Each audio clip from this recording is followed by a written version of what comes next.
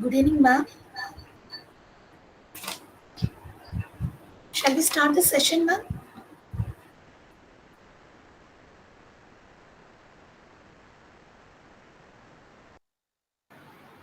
Yes, we can start because it's already time. Later, people can join. Yes, ma'am.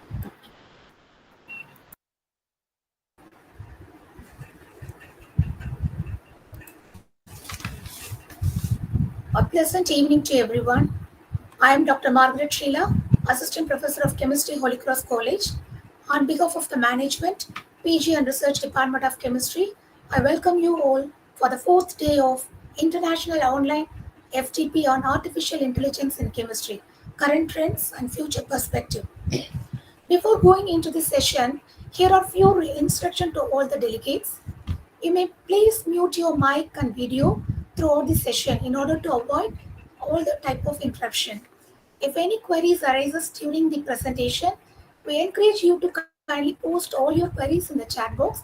At the end of the session, it will be answered by our resource person.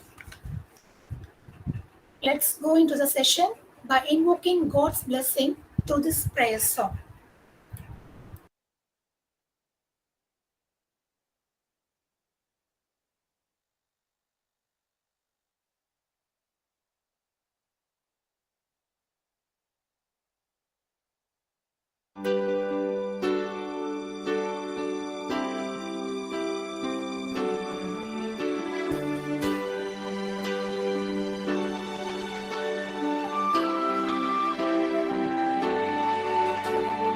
God will make a way where there seems to be no way. He works in ways we cannot see. He will make a way for me. He will be my guide, hold me closely to his side. With love and strength for each new day, he will make a way. He will make a way. Oh, God will make a way where there seems to be no way. He works in ways we cannot see. He will make a way for me. He will be my guide, hold me closely to his side. With love and strength for each new day, he will make a way. He will make a way.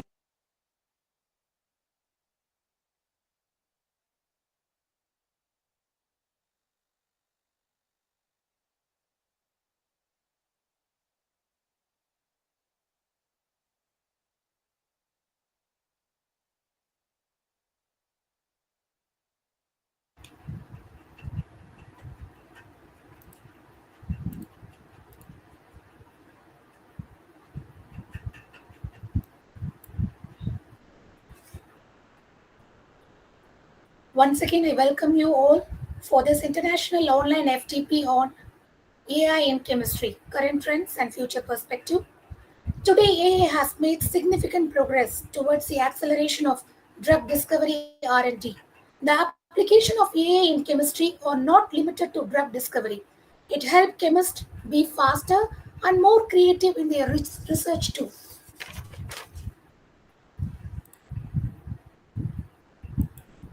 It's a great pleasure for me to introduce and welcome our today's resource person, Dr. Parthiban Srinivasan, CEO Vignani Chennai, an adjunct faculty at IISER Bhopal, Madhya Pradesh, for our today's session on AI, the next chapter in chemistry. Sir is an experienced data scientist. He obtained his bachelor and master degree in chemistry at IIT Madras. He earned his MS Engineering and PhD in Computational Chemistry at IIC Bangalore. He is having lot of research experience in international and national level. He was a NRC Fellow at NASA Ames Research Center, USA, and Finberg Fellow at Weizmann Institute of Science, Israel. Sir has more than 15 years of industrial experience in various capacities in the AI field.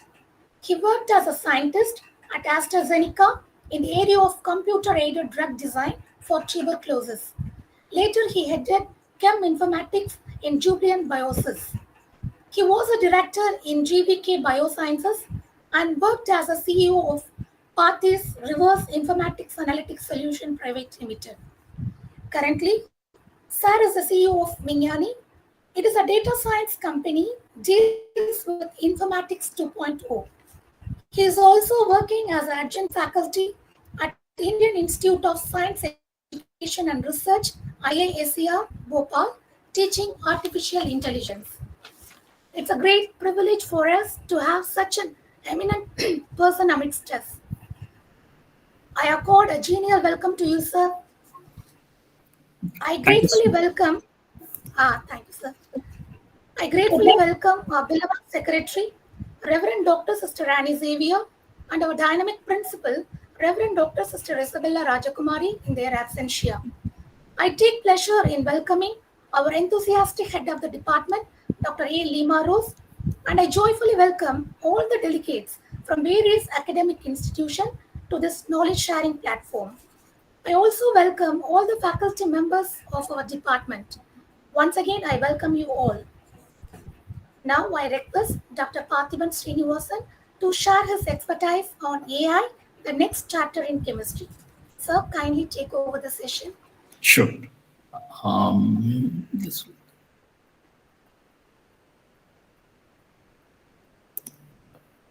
Are you able to see my screen?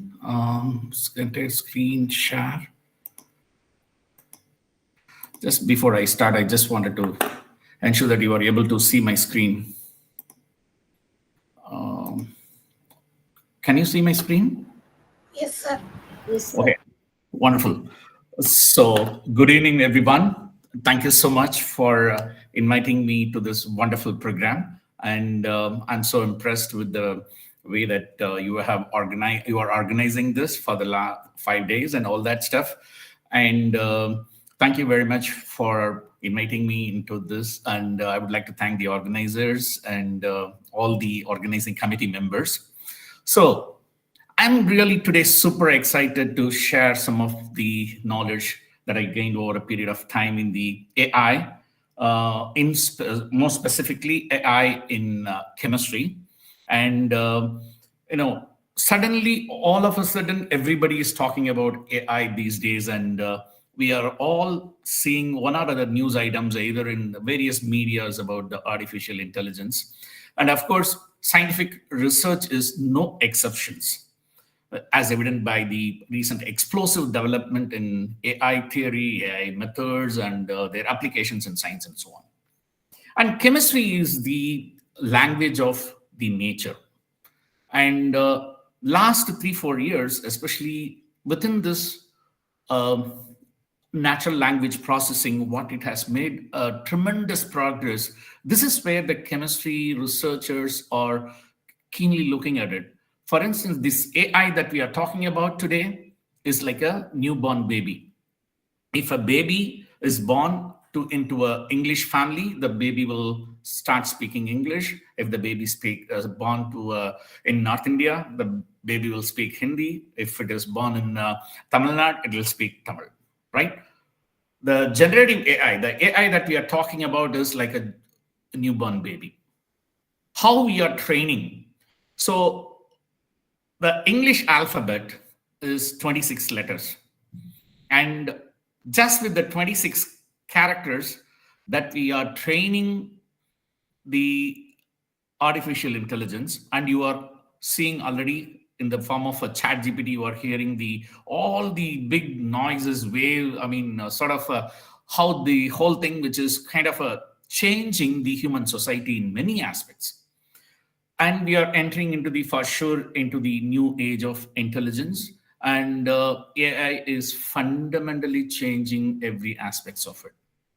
And if you look at, you're all chemists, and periodic table, we have something around 110 elements. And if we are focusing only on organic chemistry, maybe somewhere around carbon and all the medicinal chemistry like oxygen and various fluorine, chlorine, bromine, all that, the most important elements for medicinal chemistry, it would be not more than 20.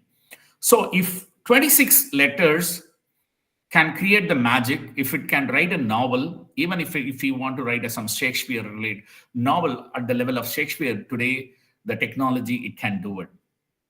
All by just training the AI. Now, similarly, if I have a 20 letters chemistry, I should be able to train the AI engine, and I should make the AI engine to dream for a new medicinal chemistry molecule that should treat one of the diseases. Today, how many diseases that we have? The doctors who have identified and then listed them, there are 23,000 diseases. And out of this 23,000 diseases, 10,000 diseases are called rare diseases for which no single treatment today existing. And the big pharma companies, biotech companies, they always work with the profit mode. Obviously, if I am working on a rare diseases, there are no profits. So probably they will not give up enough priority to that. And especially in India, very many people die without even knowing by what disease they are getting. They are dying. So this is where AI is getting in the place. Biology is already rich in the last 20 years. The chemistry is where we are still struggling to design a molecule which can go and bind to the biological target. So this is where there's a lot of hope which is coming in the AI for chemistry. So this is why, one of the reasons why of late in the last 4 or 5 years, there is an explosion of articles, research articles, which are coming in the area of AI for chemistry. So with that, let me take one step back. Let's try to understand how the science progress, which is happening. And I'm sure that all our researchers, you are all pretty familiar with this, but still let me start from here. How is the science really is made in the, talking from the modern science probably around from 1600 onwards, year 1200 onwards. Traditionally, there are two ways by which the science progressed. One is experiment. And you are all chemists, and I don't need to give any introduction or discussions about the experiments. So the first experimentalist is Galileo, who was looking at the sky and observing the stars and all that. So he's the first modern science experimentalist. So this is how we develop the science. The second mode by which we develop the science is theory. And Newton, so we can name, he was the first guy who was the modern science, the first theoretician who was looking at all the F is equal to ma, all the various mathematical formulation that he brought in. And this was progressing for the 300-400 years. But in the last 50 years, there is a third mode which emerged. So because both in experiment and theory, there are certain limitations. For instance, some of the atomic level doing experiments is much challenging. Astronomical level also, it is a big challenge. And as far as the computers are concerned, whether you are looking at things at an atomic level or at the astronomical level, both are same. You can handle it. So this is the challenges, the limitations of both experiment and theory, that we have been handling it through the third mode of science, which is computation. But then still, what is common in all the three of them?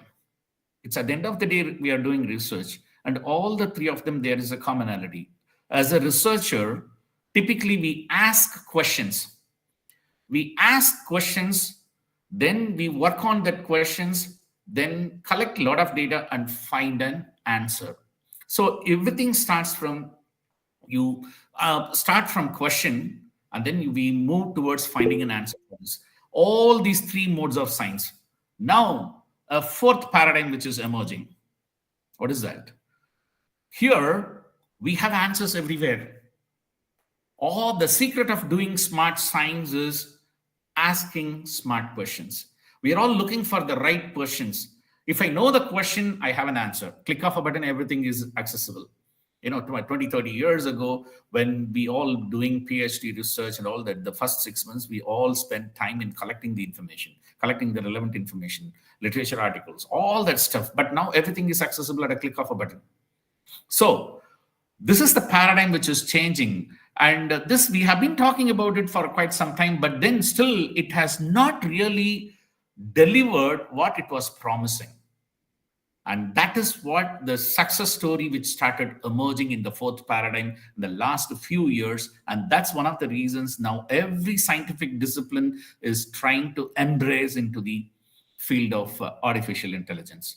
Now let's look at all the epochs of science. I mean, historically, if you look at it, at every given point in time, some new tools would be developed. So that specific area used to grow exponentially.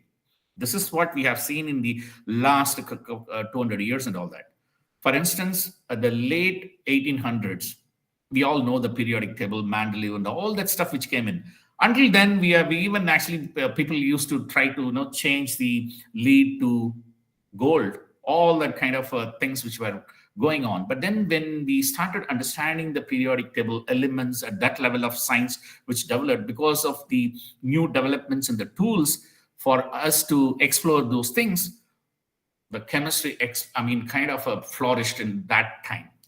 And then the early 1900s, we saw the space and time, energy and mass, and then Einstein came up with E equal to mc squared. If you take the quantum mechanics books, if you turn every 2-3 pages, you will find one Nobel laureate. And all that discipline was developed exactly 100 years ago. So then when we move on to the 1950s, that is when we started to see an artificial machine which is able to do the mathematics. So this is where the neural networks seeds were put in. So then around 1990s, seemingly two different fields. One is on the data and then other one was on the biology side. So independently, they were all progressing, quantitative biology. And then we started to see the initial days of the human genome sequencing. And whereas in the data field, where we started to see the initial algorithms for machine learning, so the statistics, all these things were developed in the around 1990s. Then, and seemingly these two were independently progressing.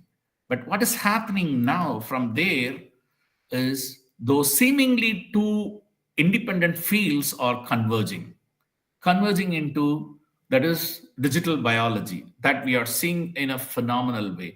So even though we are calling it as a digital biology, these days, if you look at last 10, 15 years, the Nobel laureates, many of them are, they also give the chemistry, biology, sort of, there is no proper, sorry? Sir, Yeah. sir, excuse me. Yeah. Can you present in a slideshow mode? Okay, sure. Thank you, sir. Yeah, sure. Is it okay now? Yes, Yes, sir. sir. Okay, great. So the next step, this is where the biology and chemistry, the kind of a difference, the wall between these two are kind of disappearing. So the chemists, they started to work in the biological area, and the biologists, they started working in the biochemistry, and then started synthesizing some of the novel molecules as a medicine and all that stuff that we are seeing in the 2020s now. So now, given this, now I just wanted to show you the kind of last few years annual publication volume in AI related chemistry from 2000 to 2020. The first picture, the plot, you can see that journal publications. And then second one is the patent publications. These are all the AI work on chemistry. And the bottom one is the ACS, American Chemical Society's national meeting abstracts. This tells you, it's not only telling the number of papers, but it also tells you indirectly where the money is flowing. See, we can't do the research without money, which means that there is a lot of funding which is moving towards this area. For instance, in the year 2017, when you are talking about the business ventures, the 9 out of 10 business proposals are talking about either AI, deep learning or machine learning in those business proposals. So that is the pace with which this field is growing exponentially.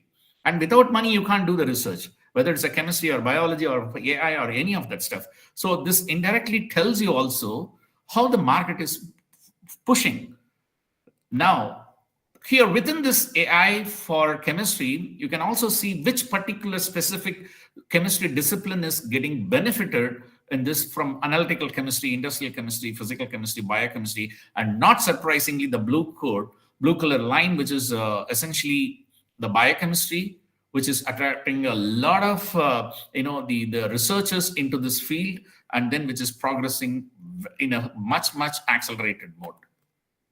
Then it comes with the molecules, looking at the molecules, which kind of molecules are actually getting benefited in terms of a research using artificial intelligence. And you can see that the topmost one, the blue color, is the small molecule. So the number of molecules which were designed or benefited by artificial intelligence or the small molecule. So what do we mean by small molecule? Typically, in the medical field, we call that a small molecule is any molecule which is having a molecular weight less than 500. Typically, the maximum it can go up to 500. Or typically, when the drug discovery, they starts with the 250 to 375, because as the research progresses, they keep on adding a functional group. So, but then still they want to ensure that the molecular weight doesn't go beyond 500. So meaning those are all the area which is a small molecule, and then rest of it is element, polymer, salt, alloys, coordination compound, ring parent, and all that stuff. So all this designing the molecule is very much benefited out of AI. So this is the reason why the chemists world over are trying to embrace into the AI field. And you can also see that analytical chemistry, biochemistry, inorganic chemistry, organic chemistry, all these fields which started to take a different direction, exponential growth around 2017. The reason is, the artificial intelligence, it is not the first time it has promised a lot. Like it has promised a lot in the 1960s and then also 1980s. And both the time, it miserably failed to deliver what it has promised. All of a sudden, everybody thought that in 30 years that we are going to have some artificial general intelligence and all that. People started predicting in 1960s itself. But then they made their assumptions on a wrong theory. And then overnight, the whole funding collapsed and no further research in artificial intelligence. The same thing which happened in the late 70s to 80s and all that, around that time. So even if you look at the medicinal chemistry, the chemistry area also, if you look at it, it promised so much in combinatorial chemistry in the 90s that it is going to deliver a lot of chemistry compounds, and we will have the drugs for almost all the diseases in next few years, in the short span of time. Then there is a high throughput screening. But then again, even within this chemistry, biochemistry field, there was so much of hype, miserably failed to deliver what they have promised. So this is the reason when in the 2010, after 2010, when they saw the AI, which is coming as a big wave, people didn't want to make it as a big buzz because nobody was ready to believe. So, but then the whole thing which changed in the year 2016 when the world champion Lee Sedol in one of the board game, it's called Go, the AI defeated the world champion. In fact, after he was defeated, he said, "I'm going to retire from the professional games anymore," because he went to that extent. He was very badly defeated by AI. This is when the pharma and chemistry researchers, they all woke up. Hey, there is this time seemingly something which is really coming up. But then still, they didn't just simply jump into this overnight. The 2017 and 2018, all the big pharma and chemical manufacturers, they were all talking to this small startup companies. Hey, I'll give you $100,000. And you are presenting that you have some AI engine and all that. go and further develop, and then come back after 6 months and then present your concept to us, and we'll see. Because they don't want to jump into it and then put money into it. Because the reason is, during the year 2000, you all probably know the Human Genome Project. Again, it promised a lot. But then the Human Genome Project, even after we probably might have heard, so many bioinformatics departments were created in the 2002 to 2005, 2006, and all that. And even all the professional courses, like all the engineering colleges, even in Tamil Nadu, you would have seen BE in electrical engineering, BE in civil engineering, and BTech in bioinformatics. This is completely, it's not aligning or gelling with the rest of the departments, but then it's a bioinformatics in all the engineering colleges. The reason is the Human Genome Project, so much it promised, but then it again miserably failed. But then you would have seen that slowly the bioinformatics in bachelor's and master's started disappearing.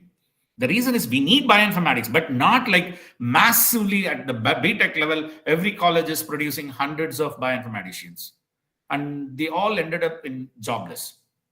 So this is the reason that everybody were conservative when this AI in chemistry was showing so much of promise. But then so the point which I wanted to make is, during the same time, there is a new field which is called cheminformatics. I'm sure you would have heard about it.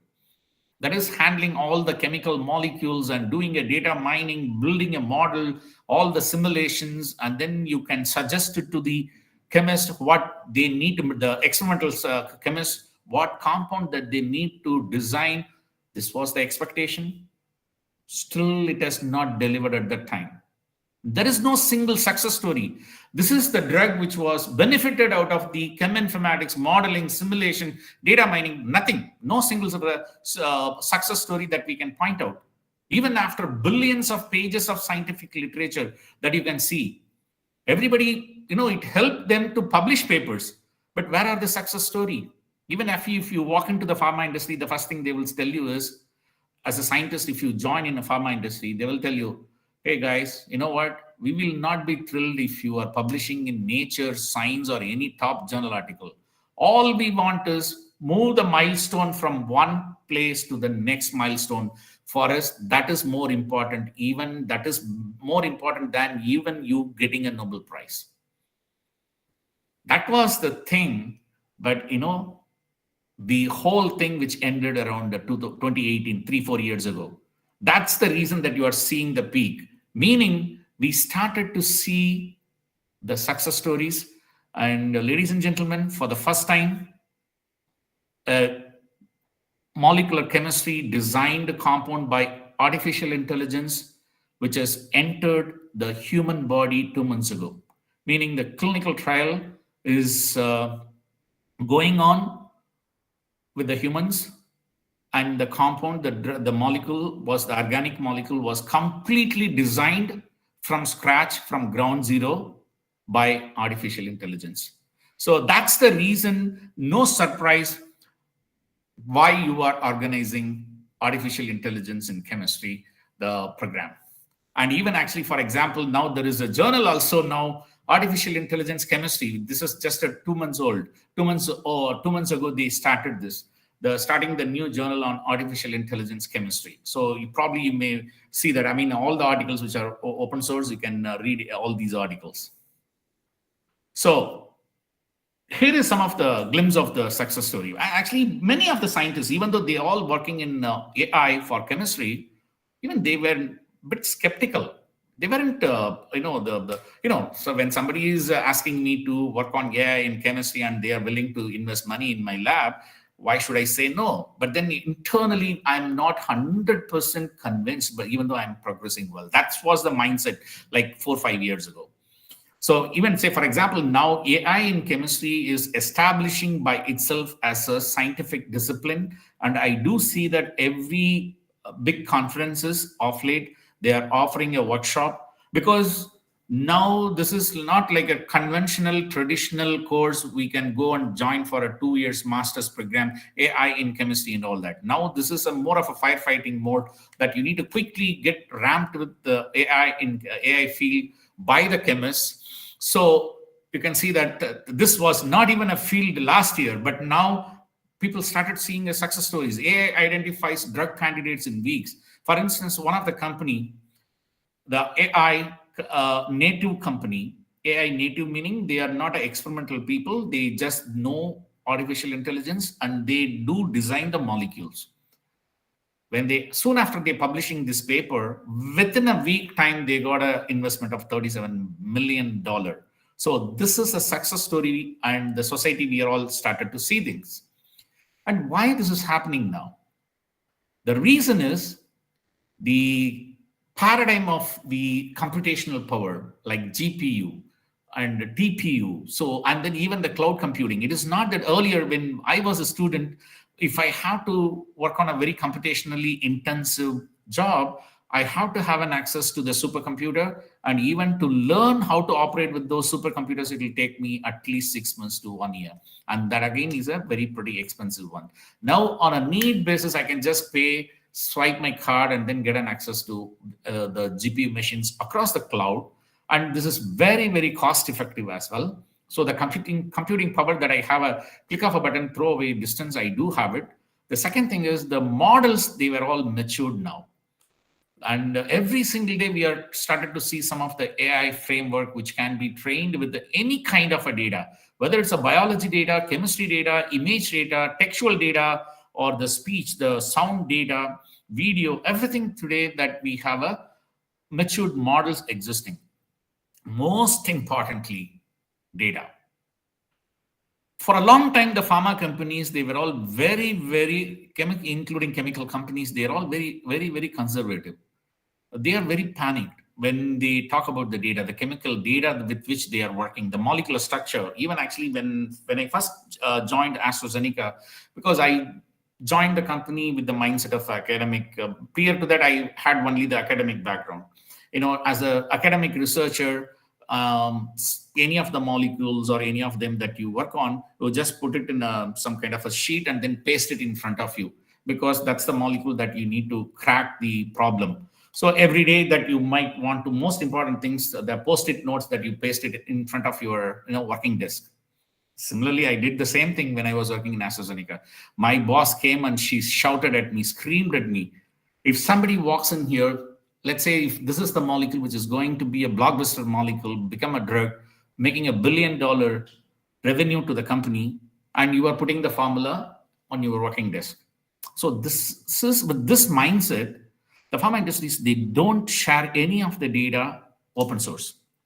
But what has happened is, when every pharma company follow the same pattern of not sharing any data with anybody else, nobody is discovering any drug. This is what has happened in the putting a pressure to all the pharma industries. So now, and that's when we in India, we started a contract research organization, and we started to sell the data to the companies. And for example, one of our first deal was closing a deal for $1 million for Pfizer, that we generate the data by looking at all the manually reading the journal articles and patents, build the molecular structure. We hired a lot of students, grad students. Every day they draw the molecules and then build the databases out of it. And then we take the whole databases to the pharma industries and then we sell them. And people are willing to buy that. But now the things are changed, meaning it's available open source. I can give you the website. Now at the end of this talk, if I forget, please somebody remind me. It's called Kemble. So at least 2 million compounds are there. That the 2 million compounds are not virtual compounds. They were all synthesized by the chemist in the lab and tested in the biochemistry lab on the biological assays, whether the compound is binding or not, whether they are active or inactive or moderately active. With all that information, 2 million compounds are available for you. So essentially, sitting in Trichy, if I have 4 students, I can give a tough time to a big pharma company. You can have an international level big pharma company sitting in Trichy. Because all the models that we are talking about, this open source culture was never there 10 years ago. These data was not there. The big difference between a common normal academic researcher and the big pharma is big pharma used to have the data, and the academic researchers, we do not have access to the data. This is the reason we never used to think in those lines. Hey, I'm going to model the compound, design a compound, and that's going to solve the problem of one of the diseases. So this kind of a thought process itself was not there in the academics, mainly because we did not have the computational power, we did not have the models, open source models, and then we did not have the access to data. But all the three are available today. Meaning, sitting in Trichy, you can have 5 members working on specific disease, find the target. For that target, with the use of AI, you design a molecule and you can give a tough time to international pharma companies. So nothing stops you. And so that is where we are. Now, what are we talking about when we are talking about the data? There are 2 forms of data that we have access. On the one hand, say, for example, last 35 years. Okay, so before jumping into it, let me tell you this. Now the current president of US, Joe Biden, one of his son passed away in the year 2006. Joe Biden was the vice president when Obama was there.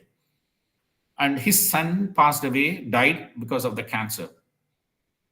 And he was shocked. In US is known for the medical research, oncology, and world's topmost hospitals, topmost doctors, and infinite amount of funding. Everything that I am giving it to you, but you guys are not able to save my son. What's the problem? Everybody said, we have a data, but we could not handle the data for the cancer research. This is when a paradigm shift happened. Then he shifted the $1 billion funding towards atomic energy organization, which is the National Organ Labs. Now the National Organ Labs is working on cancer, finding a cure for cancer. But the thing is, last 35 years, world over, at least close to $3 trillion, not million, not billion, I'm talking about $1 trillion have been invested by the world's researchers in the medical field. But then, what is the outcome of all the $3 trillion? Everything is sitting in the form of paper publications, which means so much of $3 trillion value knowledge is untapped, sitting idle. How do I capitalize on the existing knowledge? On the other hand, everything is a structured data. So the one benefit of this bioinformatics courses and all the cheminformatics is that on the one side, the proteome, genome, all the chemistry, everything, the structured data, and on the other side, we have unstructured text. So if I combine them, if I have a model which can navigate through these unstructured text and structured data, that is where the cure for cancer is sitting, somewhere in these pages, somewhere in this data. This is what is expected out of AI now. Given the last couple of years, the success stories that the AI is promising, this is certainly possible. So this is certainly possible. See, the way that I'm thinking about, so for instance, this is a curation process.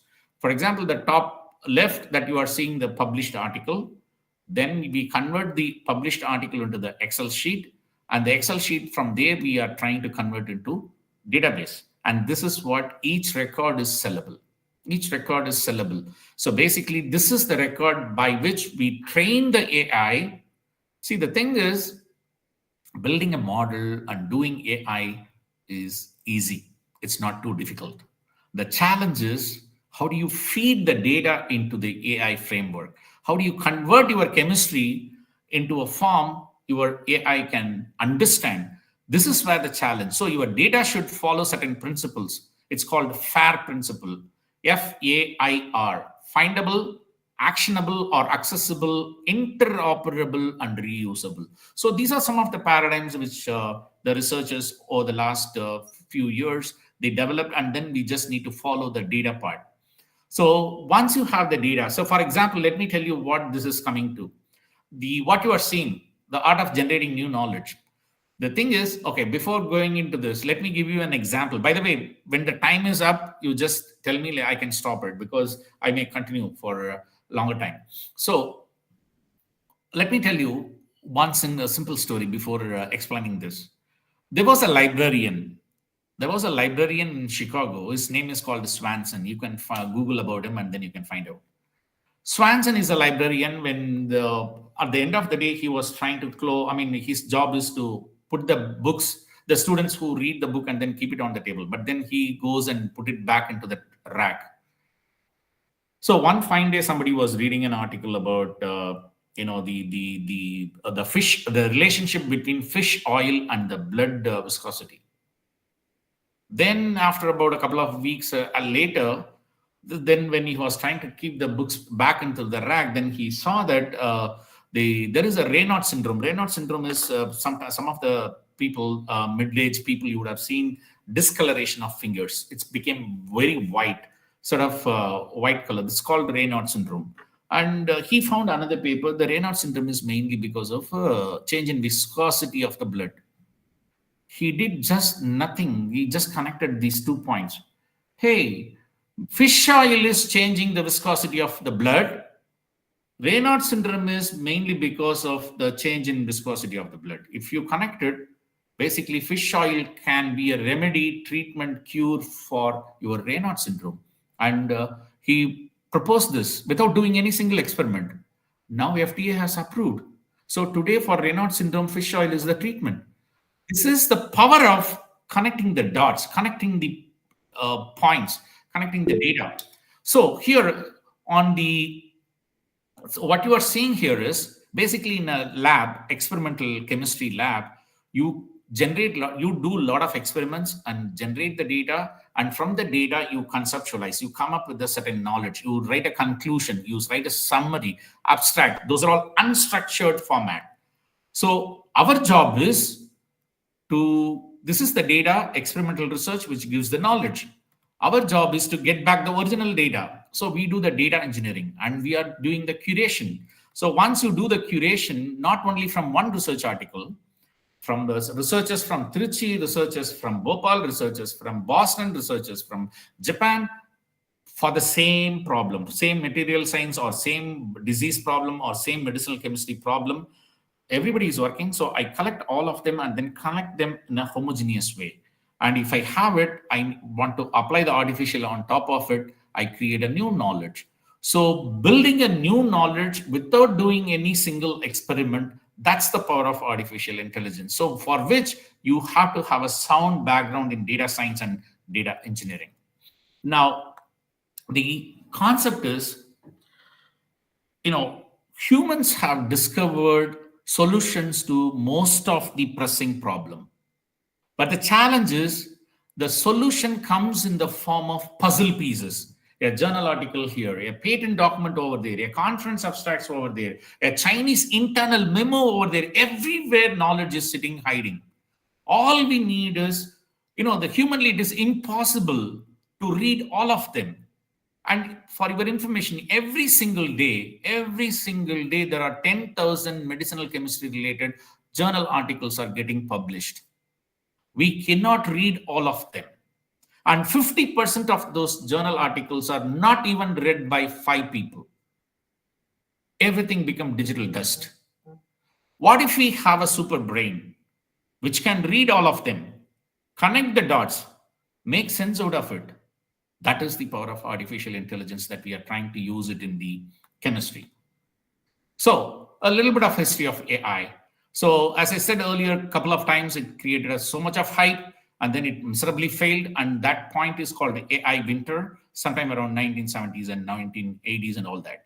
So 1954, 55, that's when Jim McCarthy, he's the guy who coined the word artificial intelligence. And then people were, in fact, sometime around in the 2017, the way the investment was going on in AI, they were a bit afraid. Are we going to see another winter? If that's the case, the entire funding will be collapsing again. Are we going to see this? So there was a little, people are a little scared about that as well. But then it never stopped. It is exponentially growing. And you can see that AlphaGo here, sometime around 2016. That's the basically the turning point, and the transformers, what you are seeing, that is currently ruling. And out of that, the GPT bird, those are the two models, especially the chat GPT, which came out of this GPT model, and AlphaFold. I'm sure many of you would have heard about this. The AlphaFold is essentially in the 1953, when Watson and Crick, for the first time, they discovered the double helical structure of DNA. It took 50 years for us to decipher what is there in the gene. So sometime around year 2000, 2002, something around that. So 50 years later, the double helical structure, every bit of it that we kind of we collected.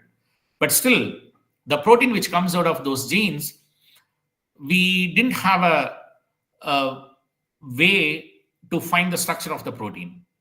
And that's when sometime around 2019, 2020, this AlphaFold which came in. The AlphaFold, which is again the same similar algorithm coming from AlphaGo, but then there is a one major aspect, which is it's called reinforcement learning, that was primarily used in AlphaGo, whereas AlphaFold doesn't use any of the reinforcement learning concepts. But then by learning from the existing crystal structures of the protein, now it is so well trained, now this is able to predict the structure of the protein, the AlphaFold, which is very close to the experimental accuracy. So this is, you can consider this is one of the major seminal work within the scientific discipline. Sorry? Sorry? Okay. Okay, so then the rest of it that you would have seen, the chat GPT, DALI, and all that. So now what you're seeing is the generative AI. Maybe you can mute for some of the people. Srinivasan sir, kindly mute your audio. Proceed. Yeah. So again, see, the artificial intelligence, machine learning, these are all a bit of a confusing terminology. So when you say, I think the noise is becoming too much. Can you? Sheila, kindly mute that person and Srinivasan. Or yeah, okay, fine. So I wanted to make a little clarity on because, for example, you would have heard about machine learning. Machine learning, what does that mean? Machine learning. So it is kind of a misguiding us. Machine learning without any machines. Why it is called machine learning? You all know computers normally used to occupy the size of the room, like 30, 40 years ago, 50 years ago. So it's the size of the room. So even actually the computers are mainly handled by the instrumentation department in the academic campus. The computers are not for everybody. So with that image, everybody, whenever you say artificial intelligence, people normally think about Arnold Schwarzenegger from the movie and all that stuff. But this is what, when I say that I work in artificial intelligence, people think that, oh, okay, this is something to do with the robotics. I'm nothing to do with the robotics, and stay away. But the fact of the matter is that anyone who says, working on AI, I think if you're a chemist, probably some of you would have used the programs called Gaussian or any of those DFT methods. So where you kind of you use 631G star star and B3LYP, all those terms that you use, it is pretty similar to what the Gaussian, ab initio, quantum mechanics, quantum chemistry methods that you are using. It is pretty similar to that. You are kind of here, you have its own syntax, you import the libraries, because people saw initially, some of them would be afraid. Oh, artificial intelligence, machine learning, deep learning. I do not have any maths background. So I'm nothing to do with, I'm not going to get into these things. This is how people are afraid. But actually, it's almost like as a beginner, to begin with, many of us, we use fridge, and none of us, we know how the fridge operates. And many of us use a two-wheeler car, we drive it, but we don't know if anything repair happens. We don't know what mechanism by which the motorcycle runs. Like the same way, as an end user, to start with, you don't need to worry about the intricate mathematics which is behind the AI concepts. And even actually you can start with some of the open sources, and all the libraries will take care of all the complicated mathematics. Like if you want to use the fridge, maximum you need to know how to switch on, switch off, open the door, take your cool rings and all that. So that's to begin with as a chemist, because normally what I have seen is the chemists are relatively conservative in this way. typically they are more content with what they are access to their own discipline. For instance, why I am saying this statement is little kind of a little rough on this, but the thing is, when people were talking about bioinformatics, actual marketplace was there for chemist and cheminformatics, not the bioinformatics. But the thing is, there are a lot of other reasons why bioinformatics they give us so much of hype. So likewise, at that time, chemists they took a backseat. So here, the chemists need not have to take the backseat. They can they can bravely, we can venture into the AI and all that. So once you start learning some of the initial things, then you would realize that things are relatively much easier than some of the things that you are already handling, which are much more tougher than this. So when you are talking about AI, there are abilities, tasks, and methods. You need to have this clarity in mind. So, what is that AI? This is trying to mimic what the humans are doing. What humans, as a human, what we do, we see things, we hear things, we write things, and also we take decisions. So, these are the four aspects the AI that we are trying to develop. So the computer vision, speech, you don't need to worry too much about it. What is relevant more for you would be the natural language processing. That's one aspect which is closer to you. So meaning, as I said, it's an English language, whereas in your case, this is a chemistry language. So the chemistry language, you need to train your generative AI process, and then you you can have your own AI program with you. And then the planning, decision making. So it is like more of autonomous cars and the playing games on all those areas. And then at the bottom, you can see that the expert systems, machine learning, deep learning, reinforcement learning, and all that stuff. So again, to make things clear for you, because these are the things, so many jargons are there. Being a chemist, initially, these are the things which will be intimidating to you. So I just want to give a clarity on this. So artificial intelligence, which is a much bigger circle, and subset of this is machine learning, because in the artificial intelligence, you have a rule-based approaches and you have some of the logics. Those are all not machine learning. So the machine learning, which is basically understand the pattern. And within machine learning, there are three aspects. One is supervised learning, and another one is unsupervised learning, and then reinforcement learning. Supervised learning is basically learning from example.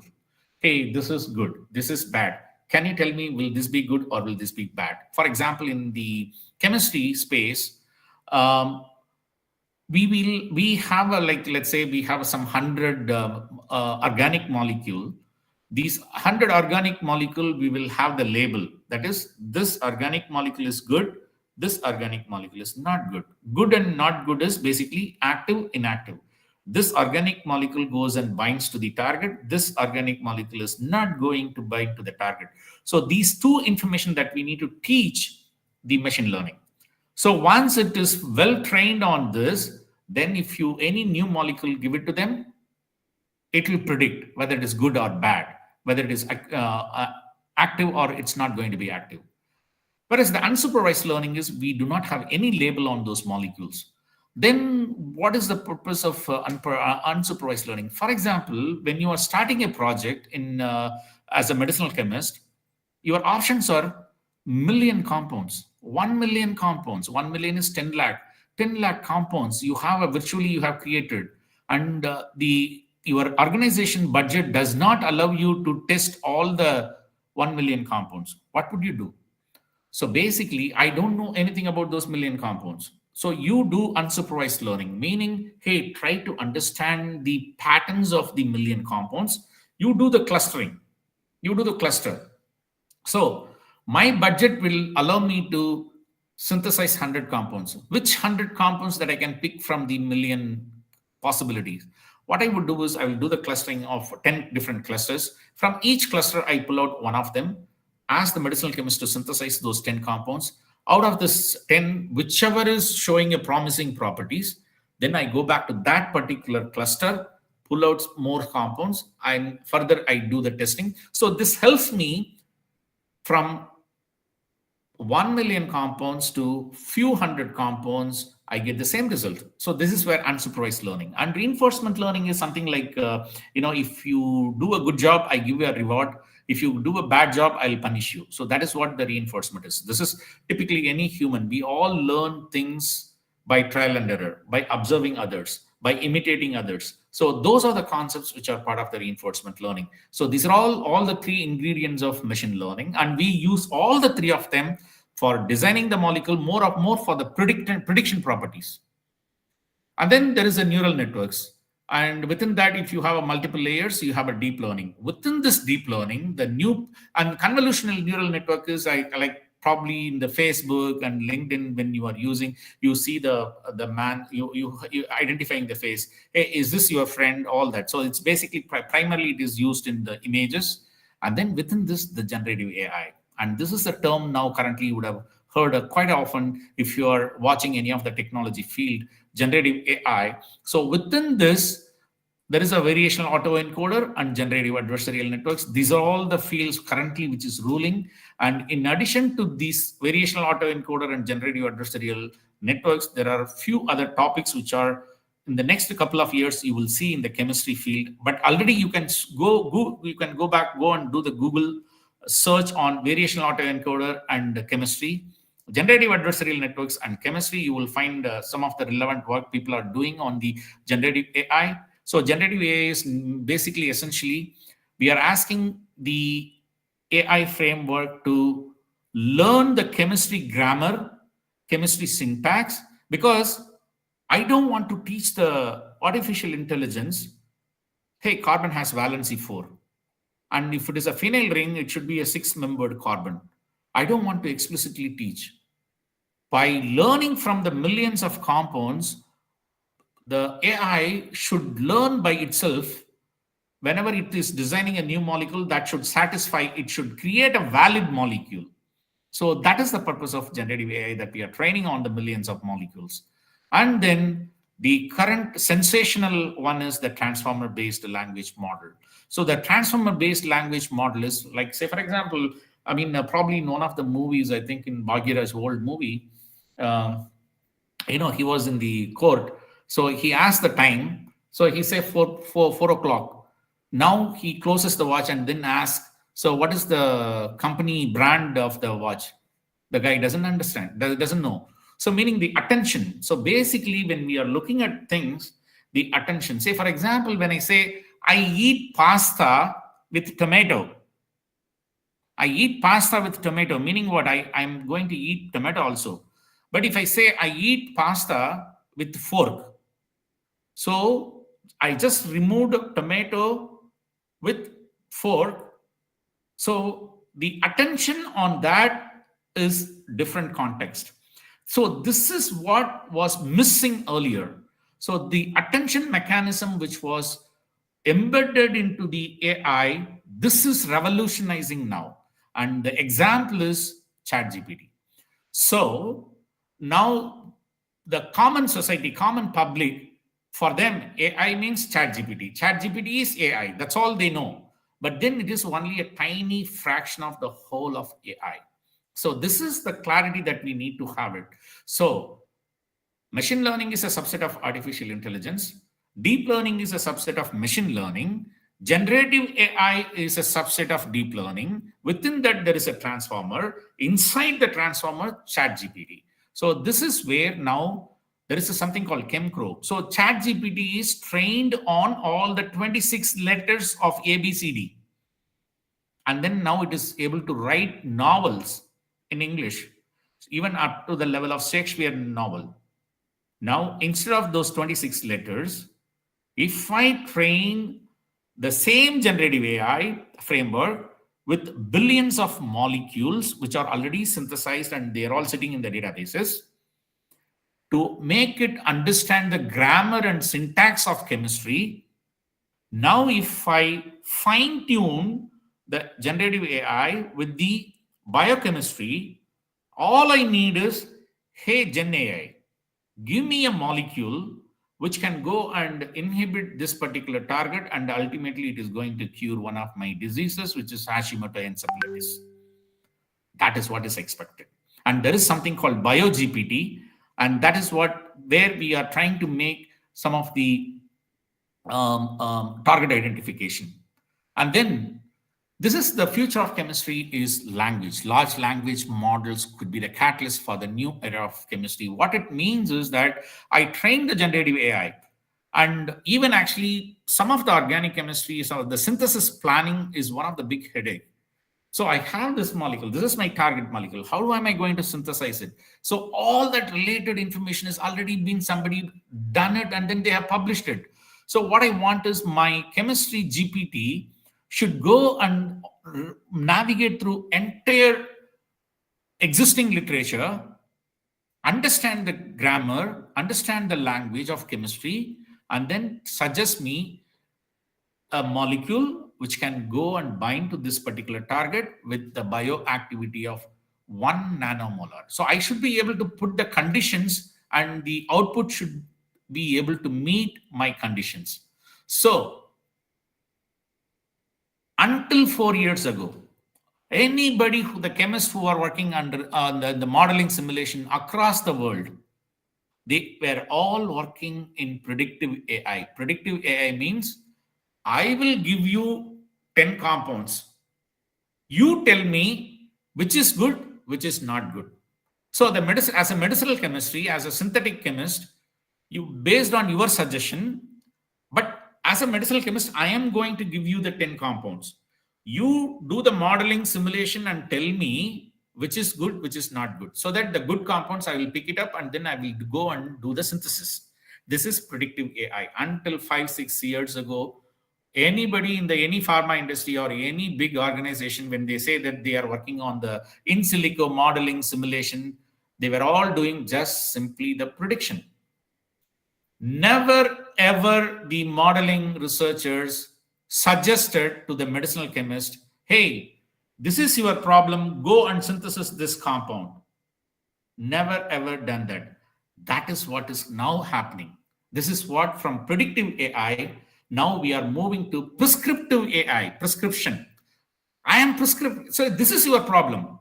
Tell me what is your problem. My problem is that I want to develop a drug for Hashimoto encephalitis, one of the rare diseases. Or as a material scientist, I'm trying to design a molecule for energy purpose. So batteries. So tell me or nanomaterials with the carbon fibers, all that stuff. Now, if I train with, even say, for example, let me come to the ground reality.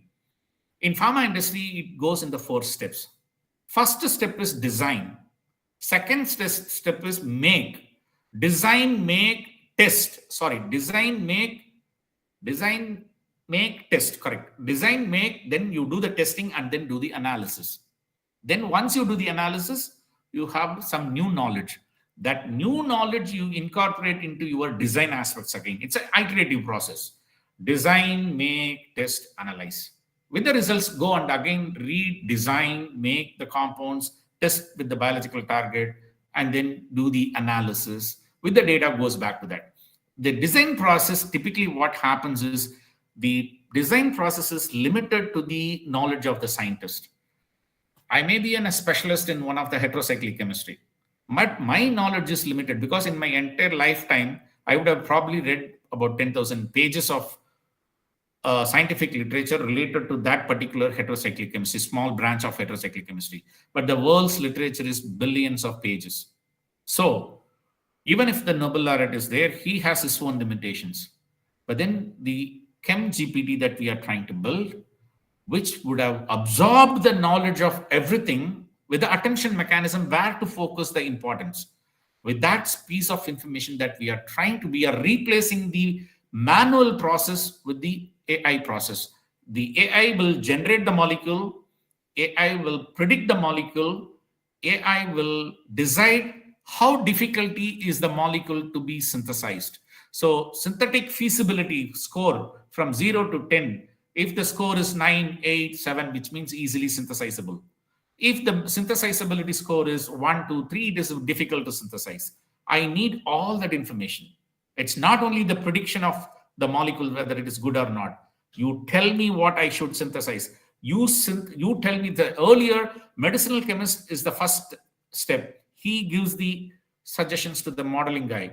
Now the reversed, modeling guy tells the AI, synthetic chemist to what he needs to be synthesizing. So that is the whole process. And then I think we have a lot of, I think we have time is up. Probably there's a, based on, maybe I'll quickly rush into one of the, maybe with this, let me stop. So all the AI that we are talking about, right? So this is the last aspect, then I will stop here. So we all talk about saying that AI is inspired by how our brain works, correct? But then how the brain works, it's a puzzle. It's a mystery. We don't know still fully. And if we zoom inside, we see the neurons completely, fully connected with the neurons. And if we further zoom in, this is a single neuron. And you have an axon and the dendrite and all that. So what you see in the neuron on the left side, the various branches, that is actually the input data which gets fed in, and then that gets processed, and then one single output goes out. So you can see at the top inputs, the strengths, the summation, transformation, and then the output. This is what we are trying to do mathematically, connecting all this. The x1, x2, x3, and the b is a bias, and then the summation, and then there is a nonlinear activation, and then finally output. This is one single neuron. But in AI framework that we are talking about, the same neuron, which is billions. So what you are seeing on the left top, the square.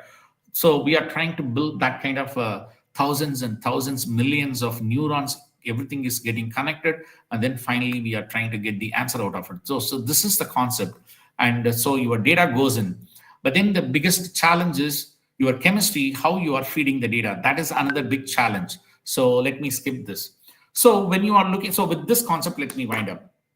When you are looking at the molecule, this is a typical molecule, but then we draw in the board some stick, ball and stick model, and then dot line. Those are all some kind of a cartoonic representation, right? So in reality, when you are feeding the information about the molecule, you should send every piece of information to the AI. Otherwise, this will misunderstand this is what a molecule is. So molecule, in a way, if you closely look at it, it looks like a human. So there is so everything has a skin, 3 dimensions, and so on. So typically when you draw the 2-dimensional structure, it is like almost like saying the skeleton and then saying this is the human. So molecules have a topology, the nodes, vertices, and so on and so forth. And then molecules are 3-dimensional. But then still there is a piece which is missing. This is just bones. And then you need to have the skin. This is nothing but the probability of finding the electron at this space. So that's the one major difference. Here, the skin, this is a physical one, whereas here we are plotting the probability of finding the electrons. And then also chirality, right and left hands. And then molecules are flexible. So when you are doing this modeling, we have a 2^8, which is 256 confirmers that we try to use it. So this information, how are you going to feed into the AI engine?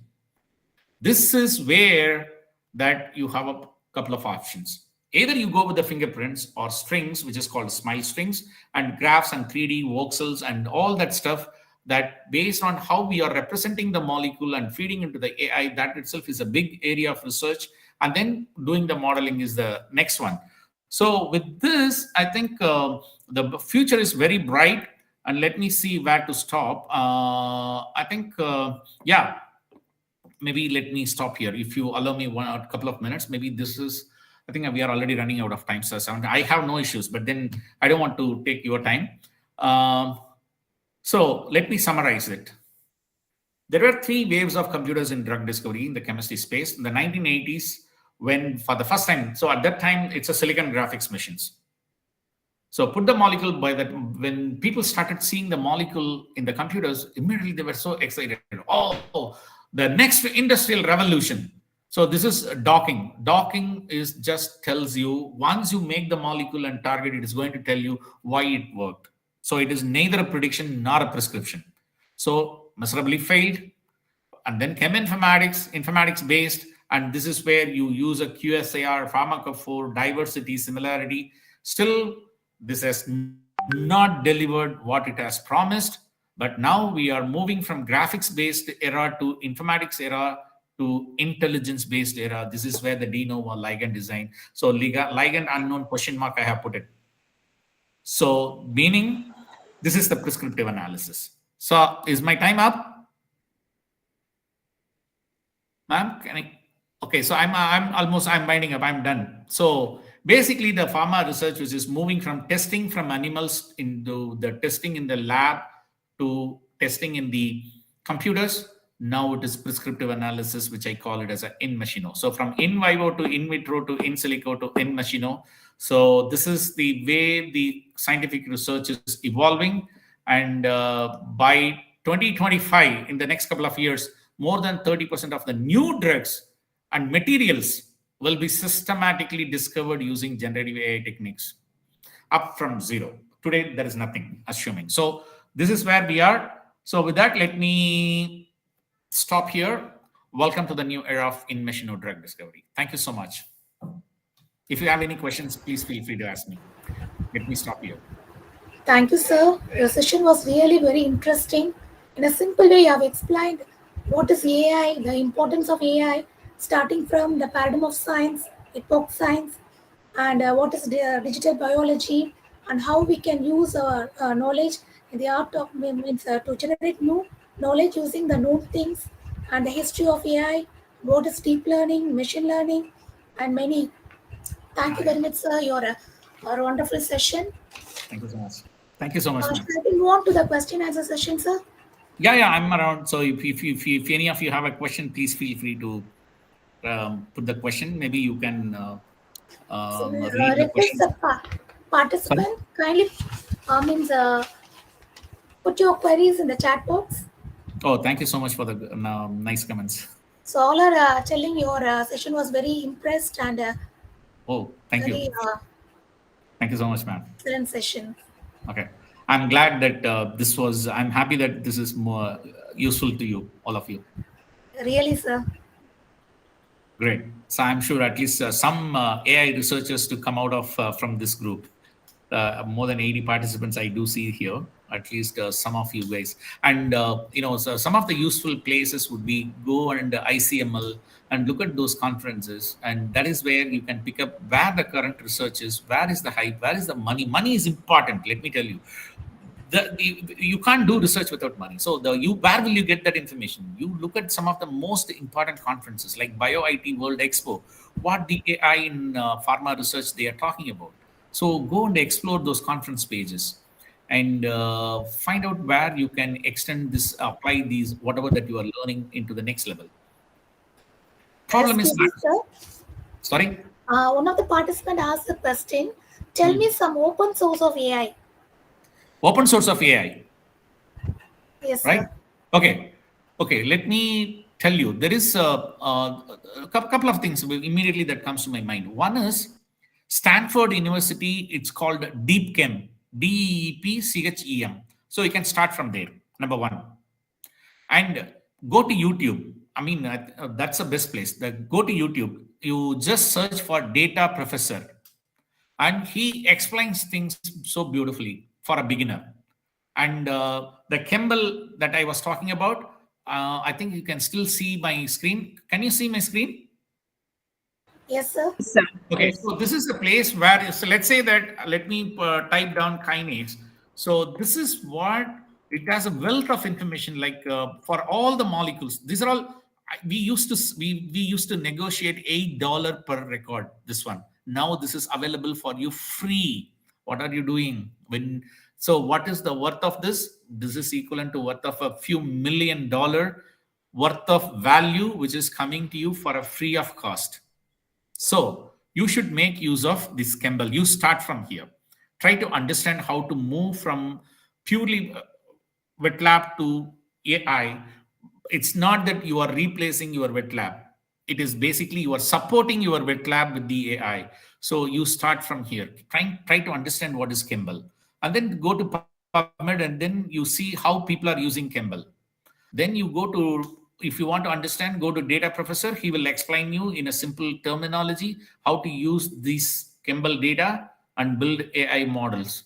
So you start from there. And if you are advanced, then go to Stanford University, go and look into their DeepChem.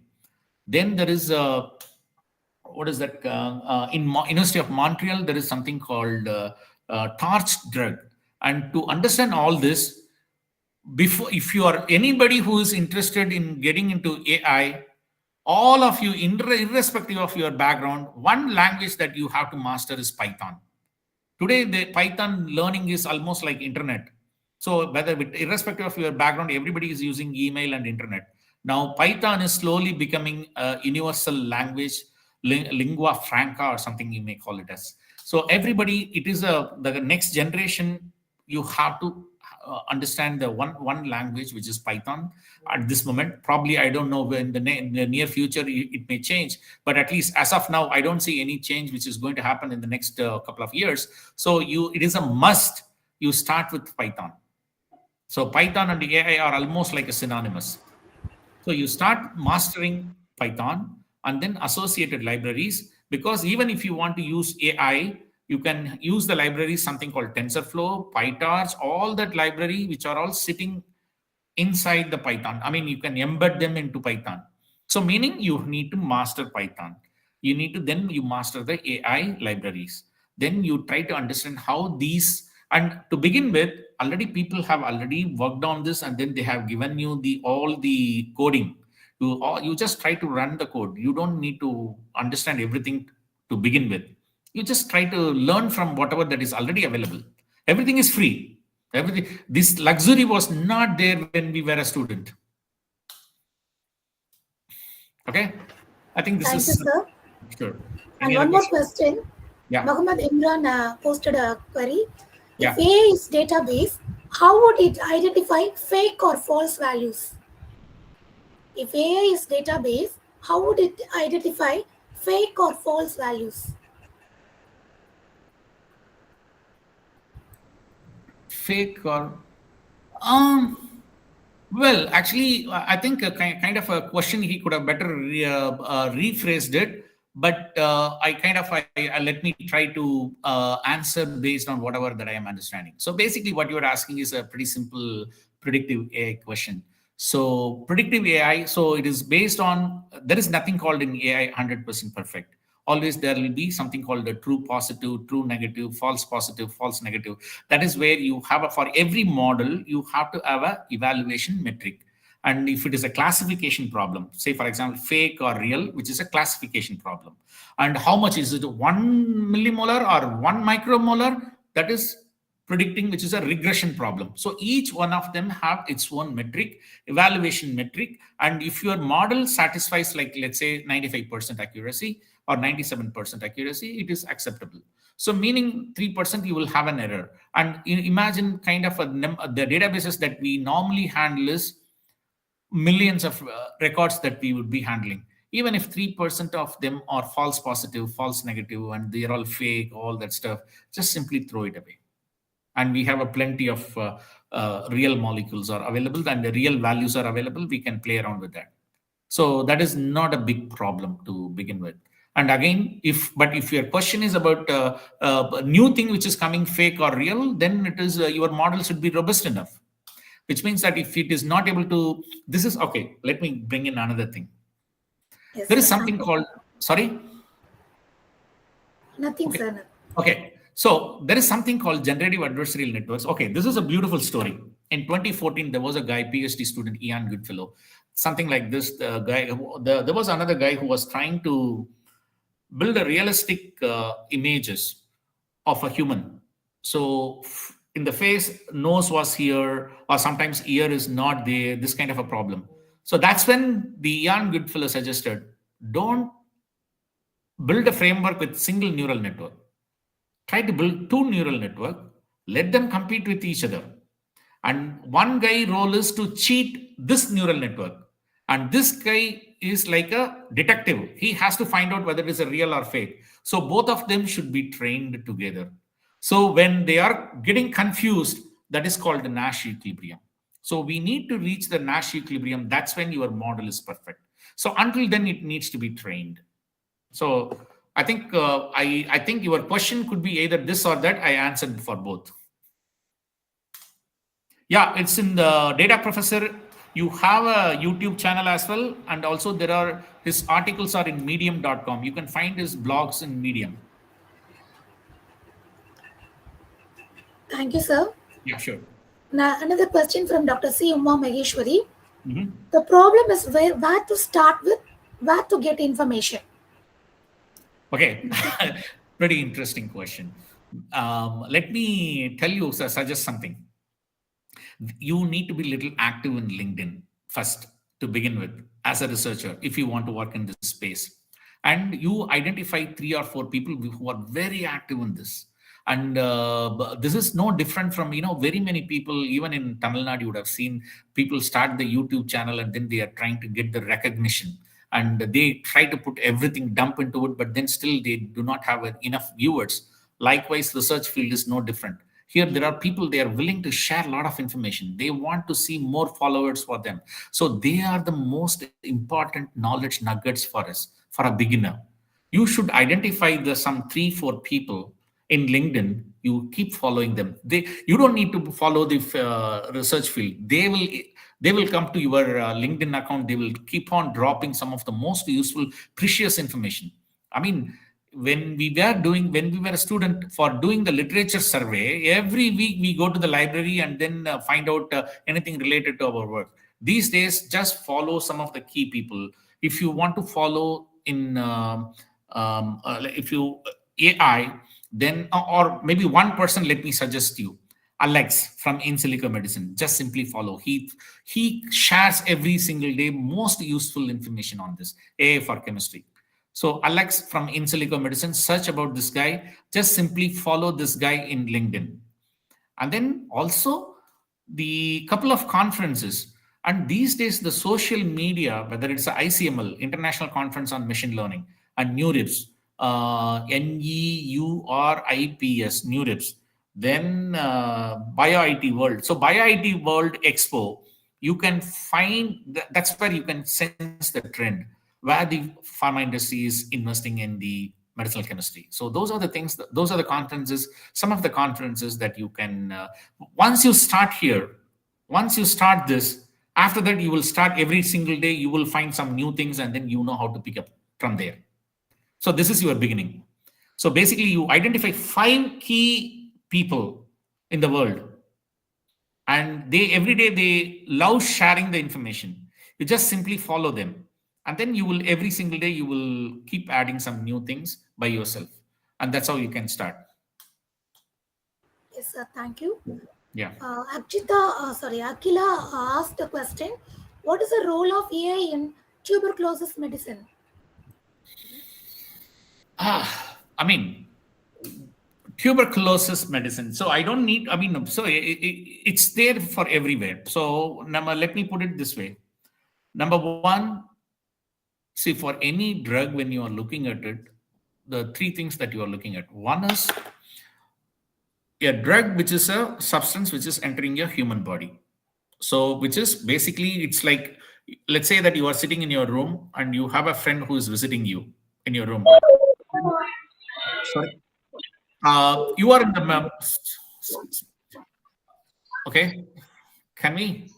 Okay. So, but your long friend who is entering your room, the moment you say, hey, you respond to your friend, and your friend also, hey, how are you? He is responding, you are responding to your friend is responding to you.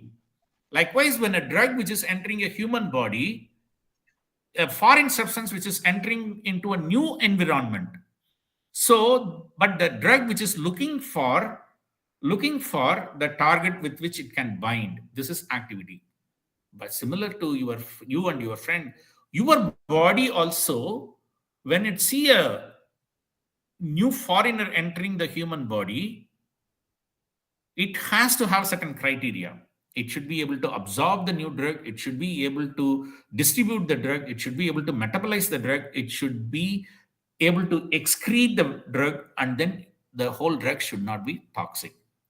And when you look at the tuberculosis or any other disease, even though if this is related to tuberculosis, In tuberculosis, sometimes we don't work with knowing the target. We don't know which target it is going and binding, but all we know is it is going and killing the microbes. It is killing, as long as my disease is cured, I don't care where the drug is going and hitting. So that is the kind of a position today as far as the tuberculosis is concerned. But then all I need is the pharmacophore. What are the structural features which are responsible for making the organic compound to be biologically active? Let me repeat. What are the structural features which are responsible? Structural features in the sense hydrogen bond acceptor, hydrogen bond donor, some aromatic ring, hydrophobic region. So, what are those structural features which are responsible for making that molecule to be biologically active? So, once you identify in the 3 dimensions, you should be able to feed this information into your AI, and you can ask AI to dream for a molecule which can, you can go and you take that molecule and then you can go and synthesize in your lab, and then you can do the testing. This is one way of looking at it. But then when you are just generally, if you are asking as a disease, there are multiple things. The, for example, the entire pipeline of whole drug discovery, starting from disease understanding, target identification, target validation, hit identification, lead optimization, preclinical, clinical phase 1, clinical phase 2, clinical phase 3, the decision making. The reason is today, more than 85% of the drugs fail in clinical trial phase 2. This is where AI is helping for the clinical trials researchers to take a better decision, whether I should go or no go decision. AI is enabling them to take the decision. And it is very critical when it is failing in the clinical trial too, meaning the basic assumption of biology itself is wrong. This is current status of 85% of the drugs. Basic fundamental biology, that with that assumption you are progressing further into different milestone. 85% of the projects are all failure because of our wrong assumptions. Can AI help me to take a better decision? How will that help me to take a better decision? If I work in an information rich environment, I will be able to take a better decision. So this is how AI can help you in your tuberculosis research. I hope that answers your question. Thank you, sir. And Magesh Selvakumar asked some useful AI links or website. He asked about some AI links or website. See, the very simple. First you should master how to use PubMed. Go to PubMed, just say deep learning. Last 2-3 years, very many research review articles have come. For example, one good maybe you can take down the name of the person. Her. I mean, I'm a big fan of her review articles. Barsley. Regina Barsley, she's from MIT. You start from her review article, and some of the review articles, they are all too good, and so you can start from there. I think Regina Barsley. Then you should know the company called AstraZeneca. And AstraZeneca, there is a guy named Ola, and some Swedish name. I don't remember. Ola something something. So he writes a lot of articles, and you should pull out some of those articles from PubMed. Go to PubMed. Deep learning reviews, you just write it down. Artificial intelligence reviews, you just look at the top some of the articles. You just pull down, and once you start reading 5 of the review articles, then you will see the same papers are all keep on coming. Then you know that you are there. Just go to PubMed and try to familiarize with the PubMed, how to pull out the articles. And maybe you can begin with Regina Barsley from MIT. Thank you, sir. Yeah. Thank you so much, sir, for clarifying all the queries raised by delegates. Sure. Thank you so Since much. there It's a is no, pleasure. thank you, sir. Since there is no further question, let's close the session by formal vote of thanks. Sure. Thank you so much, ma'am. I enjoyed talking the last 1 hour, and I'm sure some of you will continue this as your career, and all of you would have got benefited out of this. Thank you so much. It was a pleasure talking to you, all of you, ma'am. Thank you, sir. It's my profound duty to propose vote of thanks for this wonderful session First and foremost, I thank Lord Almighty for His presence and guidance. I extend my sincere thanks to Dr. Parthiban Srinivasan for sharing his expertise on artificial intelligence, the next chapter in chemistry. Thank you so much, sir. So much. I express my heartfelt thanks to our beloved secretary, principal, for their encouragement and support. I would like to thank our head of the department, Dr. A. Lima Rose, for her commitment and valuable suggestions for the successful conduct of this FTP. I also thank all the organizing committee members for their tireless efforts. I extend my thanks to all the delegates for their active participation. I also thank all our department colleagues for their presence. I also thank all the technical persons who are working behind the screen. Once again, I thank you one and all. Thank you, sir. Thank you, ma'am. Thank you very much, sir. Thank you. Sure, ma'am. Thank you so much. Thank you very much. Yeah. We request all the participants to kindly fill the feedback form, and it is mandatory to get your certificate.